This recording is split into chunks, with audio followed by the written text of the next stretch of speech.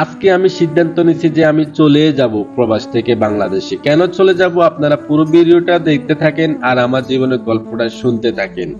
তো আমি মুশফিক প্রবাসে আসছি 2 বছর হলো। 2 বছর হওয়ার পরে আমি একটা মেয়ের সাথে রিলেশন করি, মনে হয় যে 1 বছর হলো।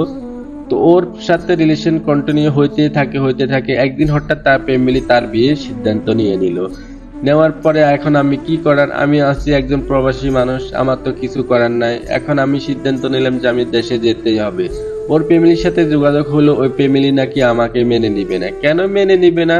আমি নাকি একজন প্রবাসী, প্রবাসী ছেলের সাথে নাকি ওর মেয়ে বিয়ে দিবে না। তো এ নিয়ে অনেক কাটাকাটির পরে ভাই মেনে নিতেছে না। এখন আমি কি করব? আমি সবকিছু ওর সাথে যোগাযোগ করলাম যে এখন কি করার বলো। ও বলতেছে তুমি চলে আসো। তো এখন আমি সিদ্ধান্ত নিয়েছি, ঠিক আছে, ওর কথা মতো আমি চলে আসতেছি।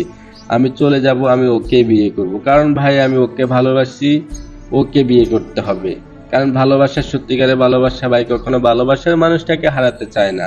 ওর ফ্যামিলি মেনে নিতেছে না, তো সবকিছু আমি বাদ দিয়ে দিলাম যে আমি তারে নিয়ে আসলে সত্যি পালিয়ে যাব, যে আমি বাংলাদেশে আসি, তারপরে তারে নিয়ে যাব। তো সবকিছু রেডি কইরা ভাই আজকে আমি রেডি হয়ে গেলাম।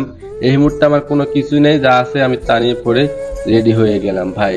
ভালোবাসার মানুষটাকে তো পেতেই হবে, তো আমি বাংলাদেশে গিয়ে তাকে নিয়ে পালিয়ে যাব। সবাই আমাদের জন্য দোয়া করবেন।